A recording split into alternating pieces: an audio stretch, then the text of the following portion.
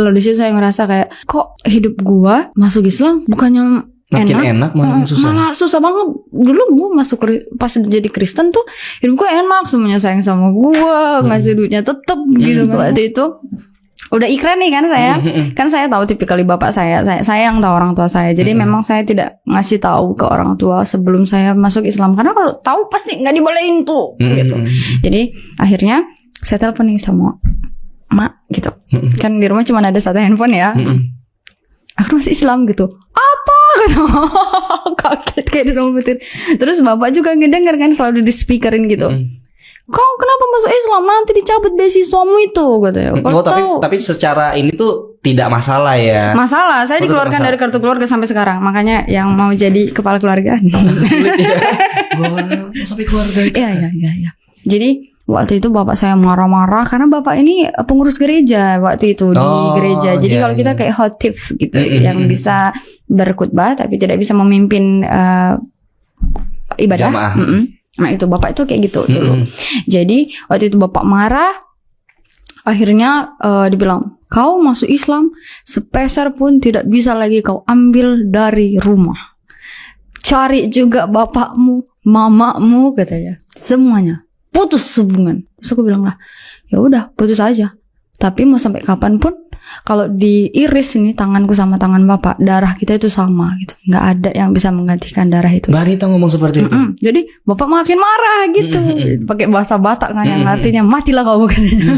Terus aku bilang enggak mati aku. Sampai sekarang masih hidup begitu. Tapi seteguh itu Mbak Rita menjawab kepada orang tua. Iya, karena memang kita dari dulu memang sudah dididiknya itu keras Mas. Gitu kan. Sampai dikeluarkan dari kakak. Di situ saya agak sedih gitu kan. Walaupun tadinya di telepon itu lantang nih gitu. Setelah itu nangis juga sih gitu kan. Nangislah saya. Terus ya udah pas semester 1 tuh masih yang singkat cerita saya menjalani hari udah biasa-biasa aja gitu. Semester 2 pas pembagian uang saku dari beasiswa utusan daerah dari kabupaten gitu. Saya nggak dapet, teman-teman saya tuh turun semua nih uangnya gitu. Kan beasiswa dari daerah ya. Turun semua ke ATM yang udah dikasih kan. Saya kok enggak gitu. Di sini udah mulai duk nih. Kok saya enggak ya gitu. Saya coba telepon nih yang pembina beasiswanya dari saya kan di Simalungun maksudnya. Enggak tahu deh.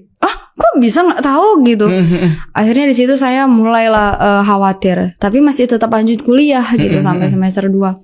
Terus tapi karena tidak ada biaya pembayaran itu tetap masih bisa lanjut kuliahnya. Masih bisa. Dikasih tenggang waktu lah istilahnya gitu. Cuman masalahnya di sini uang saku udah nggak ada lagi gitu. Itu gimana itu? Ini dia muter otak nih.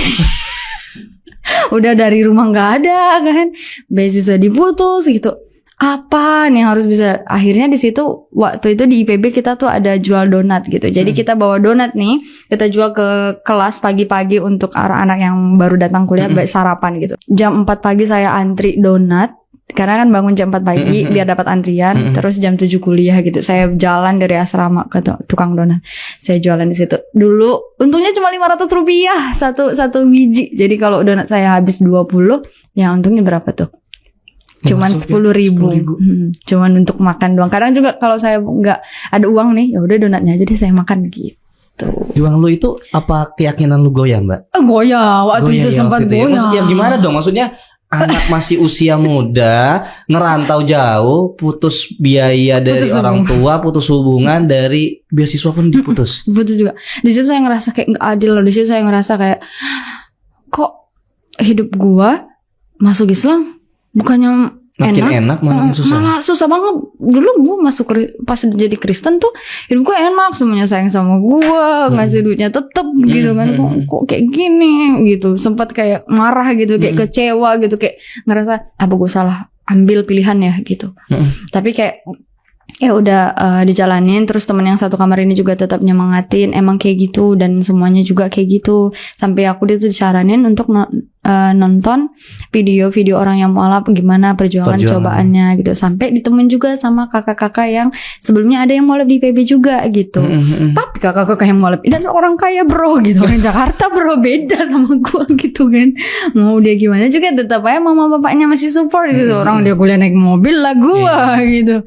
Kayak nggak make sense juga. Cuman kayak ya kalau gua mikirnya gini, kalau gue berhenti sekarang, nyerah sekarang, berapa orang yang akan tertawa sama gue gitu? Berapa orang yang akan menyampaikan gue dengan pilihan gue? Justru dari situ aku mikir, aku harus tetap bisa bertahan, harus bisa sukses, dan harus bisa baik ke semua orang, terutama orang tua, supaya mereka nggak mikir kalau Islam itu yang jahat gitu. Jadi lu ingin membuktikan bahwasanya pilihan lu itu sudah benar, dan justru memang apapun perjuangan gue ini, gue akan buktikan bahwasanya ini tidak ada hubungannya dengan keyakinan gue di sini.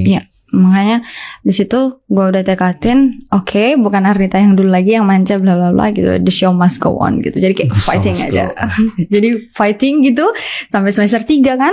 Semester 3 saya udah mulai dipanggil nih sama bagian kemahasiswaan. Karena belum bayar nih UKT kamu gitu kan. Waduh gitu. Saya gak bisa bayar 11 juta per semester loh mas. Dari mana? 11 juta per semester, saya mau jual laptop gitu. Udah dijual laptopnya nih. Gak ada lagi laptop gitu.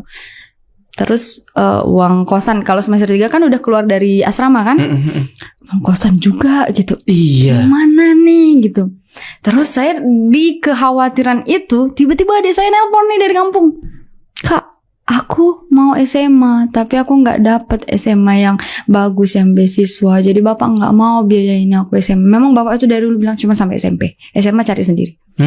Tapi adik saya ini beda sama saya. Maksudnya kalau saya otak kiri, dia otak kanan gitu. Jadi dia bilang, aku kayak mana, aku gak mau SMA di kampung. Kalau SMA di kampung aku gak akan jadi apa-apa katanya. Sebagai kakak, gimana pun kami berantemnya di rumah, tetap saya kayak kasihan gitu. Karena saya tahu dia tuh memang gak bisa nih kalau dipaksa untuk sama dengan saya. Dan bapak tuh tipikal orang yang selalu ngebandingin anaknya, itu yang saya gak suka. Saya udah bilang berapa kali, gak akan sama gitu. Mau darah yang sama, gak akan sama gitu. Jadi saya bilang sama adik saya, ya udah datanglah ke Bogor. Saya bilang datanglah ke Bogor, padahal kadang saya pun di Bogor itu susah udah. Aduh, di situ saya tuh entah apa yang merasuki saya waktu itu, bilang datang ke Bogor. Jiwa kakaknya kan, pengen lindungin adik di saat terpuruk juga gitu kan. Makanya itu kayak, kalau saya inget-inget itu ya, waduh gila juga nih saya gitu. Saya bilang datang ke Bogor, datanglah dia ke Bogor kan. Nyampe di Bogor kayak sama-sama bengong, sama-sama lihat-lihatan lah kami. Kakaknya apalah? Dia bilang, jadi aku sekolah di mana? Nggak tahu. Jadi akhirnya saya jumpai lah Ustadz saya kan. Saya bilang, adik saya kayak gini, tolong Ustadz dibantu gitu. Akhirnya dimasukkanlah dia ke SMA salah satu swasta, tapi swasta Islam terpadu. Oh, adik sudah mualaf juga? Belum, nah ini dia ceritanya juga. Belum mualaf tapi masuk Islam terpadu. Karena saya nggak mampu nih untuk menyekolahkan kamu di sekolah swasta Katolik atau swasta Kristen di Bogor, mahal bro gitu kan. Kuliah di sini tuh apa pendidikan apapun mahal lah ya. Dan negeri nggak mungkin masuk karena kan waktu itu pakai zonasi kan. Jangan kan zonasi kecamatan, lu dari daerah lain nih nggak akan masuk gitu. Jadi ya udahlah. Terus aku bilang, aku nggak maksa kamu masuk Islam. Tapi karena memang ini sekolah Islam terpadu, harus pakai kerudung sekolah, mau nggak mau aku cewek gitu. Cewek. Terus kayak ya udahlah nggak apa-apa, tapi kan aku nggak harus Islaman. Enggak, aku bilang. Akhirnya waktu itu dia sempat 3 bulan, itu 2016 tuh udahan. Sebelum dia kami memutuskan untuk dia sekolah tuh ada pergumulannya juga. Jadi mikir nih saya kan cuma ngajar les ya, jadinya saya ngajar les tuh karena saya backgroundnya Olimpiade Kimia kemarin. Oke, akhirnya bisa ngajar les. Ngajar les anak-anak dosen tuh sama anak-anaknya teman saya gitu. Anak-anak adik-adiknya teman saya. Nah, saya udah ngajar les di situ, jualan donat juga iya, sama jadi buruh laundry juga iya gitu. Jadi saya di situ udah nggak bisa kuliah lagi Mas di situ di semester 3 tuh karena belum bayar uang. Kuliah tadi. Berarti ditahan sama kampus ya? Nggak bisa ikut ujian. Oh iya betul syaratnya ya. Ujian.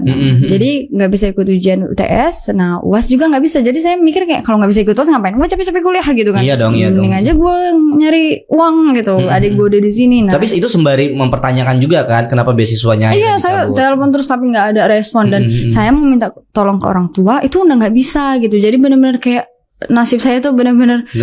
Aduh sadis dah.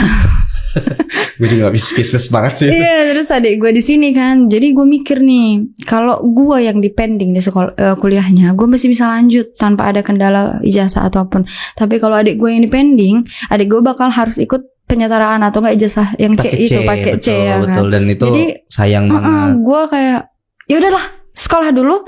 Aku pending nggak apa-apa, makanya pending aku di situ 2 tahun pending sampai di akhirnya kelas 3. Jadi waktu di situ aku tetap kerja jadi guru les privat, jadi tukang jual donat, reseller donat.